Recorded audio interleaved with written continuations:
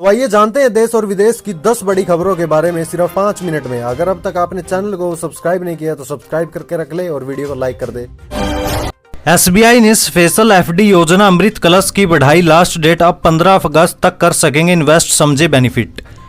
भारतीय state bank ने special fix deposit योजना अमृत कलश की अंतिम तिथि बढ़ा दी है। अब इस योजना में 15 अगस्त तक निवेश किया जा सकता है। इससे पहले 30 जून को इसमें निवेश करने की आखिरी तारीख थी, जिसे बैंक ने बढ़ा दिया। इस योजना में वरिष्ठ नागरिकों को एफडी पर 7.60% और अन्य को 7.10% ब्याज दिया जा रहा है, जिसमें 400 दिनों के लिए निवेश करना होता है। अगर आप स्पेशल फिक्स डिपॉजिट पर ज्यादा ब्याज चाहते हैं तो इस योजना में निवेश कर सकते हैं। अमृत कलश योजना एक खास रिटेल टर्म डिपॉजिट यानी कि एफडी है। इसमें वरिष्ठ नागरिकों को 7.60% की ब्याज दर और आम नागरिक को 7.1% की ब्याज दर मिलती है। इसमें अधिकतम 2 करोड़ रुपए की स्पेशल फिक्स डिपॉजिट कराई जा सकती है। अमृत कलश स्कीम के तहत आपको हर महीने, हर तिमाही और हर छमाही पर ब्याज दिया जाता है। आप अपनी सुविधा के अनुसार स्पेशल फिक्स डिपॉजिट ब्याज का भुगतान तय कर सकते हैं।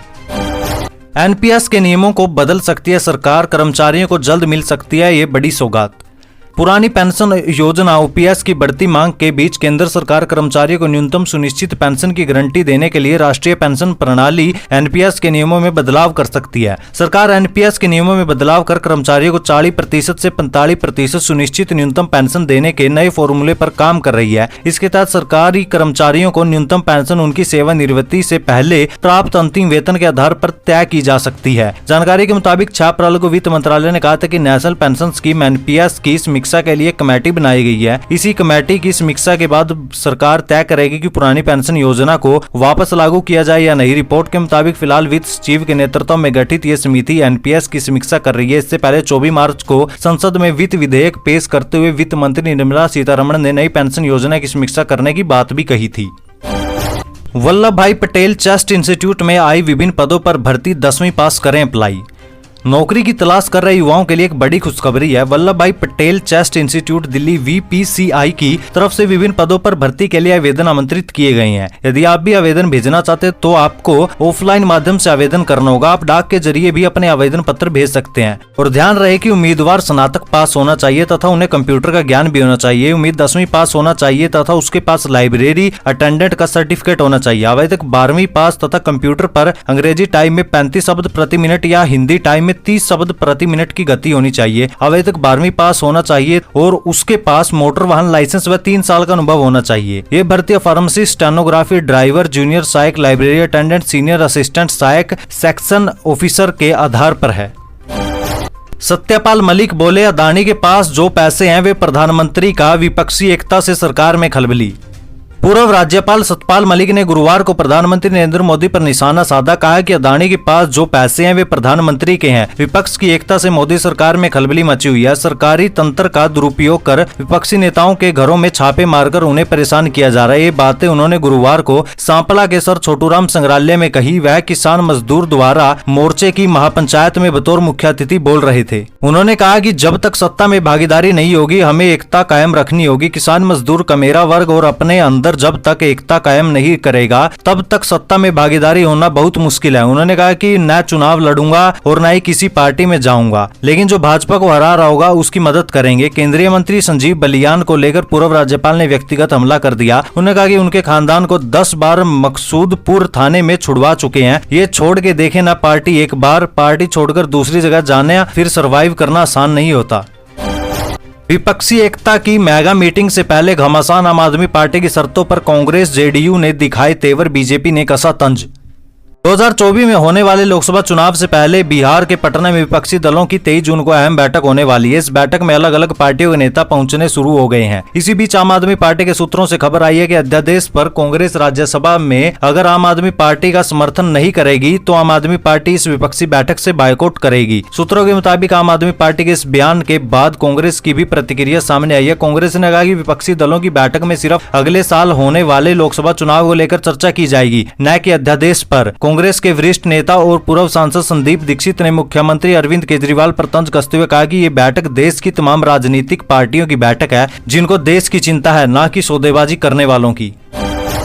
ओल्ड और न्यू पेंशन स्कीम का टेंशन खत्म, सरकारी कर्मचारियों को रिटायरमेंट पर मिलेगा फिक्स पेंशन।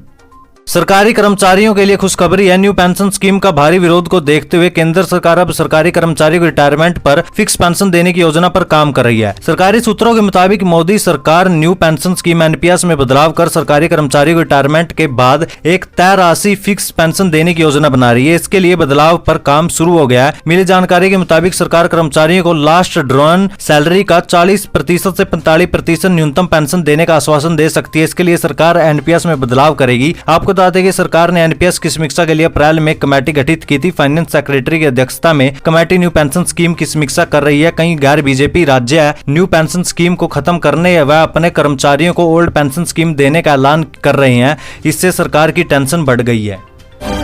उत्तराखंड में 4 धाम यात्रा केदारनाथ में शॉर्टकट की वजह से जान पर बनी आफत, जंगल में कटी एमपी के श्रद्धालुओं की रात।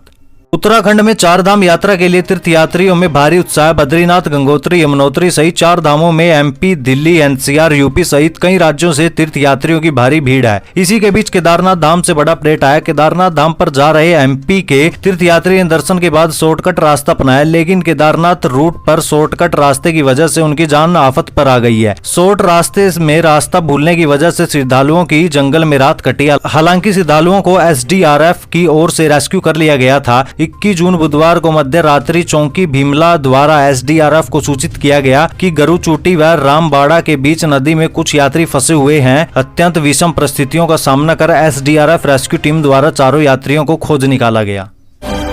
प्रेस कॉन्फ्रेंस में जब पत्रकार ने उठाया अल्पसंख्यकों से जुड़ा सवाल तो पीएम मोदी ने दिया ऐसा करारा जवाब।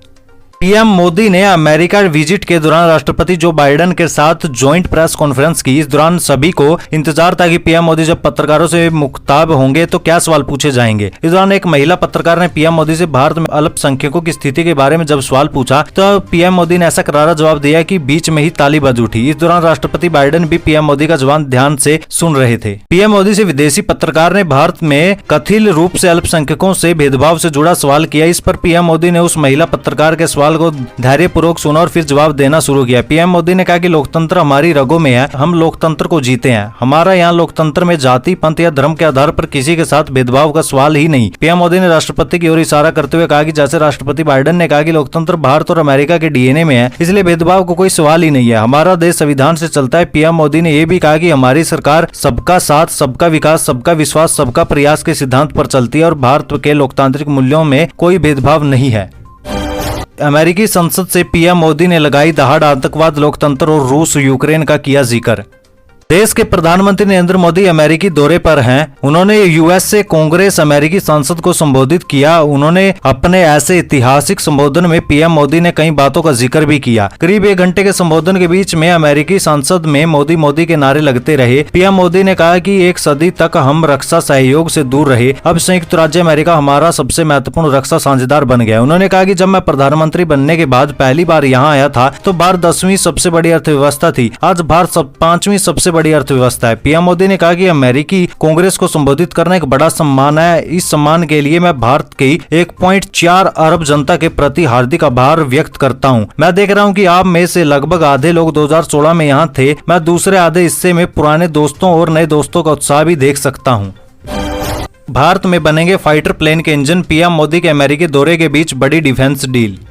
भारत में अब लड़ाकू विमानों के इंजन तैयार होंगे। प्रधानमंत्री नरेंद्र मोदी की अमेरिका यात्रा के बीच एक बड़े करार की खबर सामने आई है, जिसके अनुसार भारत में लड़ाकू विमानों के इंजन बनाने के लिए अमेरिकी कंपनी जीए एरोस्पेस ने भारत की company Hindustan aeronautics limited HAL के साथ करार किया है। जीए एरोस्पेस ने गुरुवार 22 जून को HAL के साथ भारतीय वायुसेना से हल्के लड़ाकू विमान LCA-MK2 तेजस के जेट इंजन से संयुक्त उत्पादन के लिए समझौता किया है। इस समझौते को मील का पत्थर माना जा रहा है। जीए के अध्यक्ष और सीईओ H लॉरेंस कल्प जूनियर ने कहा कि ये भारत और HAL के साथ हमारी दीर्घकालिक साझेदारी से संभव हुआ ऐतिहासिक समझौता। इस डील से दोनों देशों के बीच रक्षा सहयोग को बढ़ावा भी मिलेगा। इस डील के बारे में अमेरिकी कंपनी ने अपने बयान में कहा कि समझौते में जेई एरोस्पेस के F414 इंजन के भारत में संयुक्त उत्पादन की संभावना शामिल है और जीए एरोस्पेस अमेरिकी सरकार के साथ इस उद्देश्य के लिए जरूरी निर्यात प्राधिकार प्राप्त करने के लिए काम करना जारी रखेगा।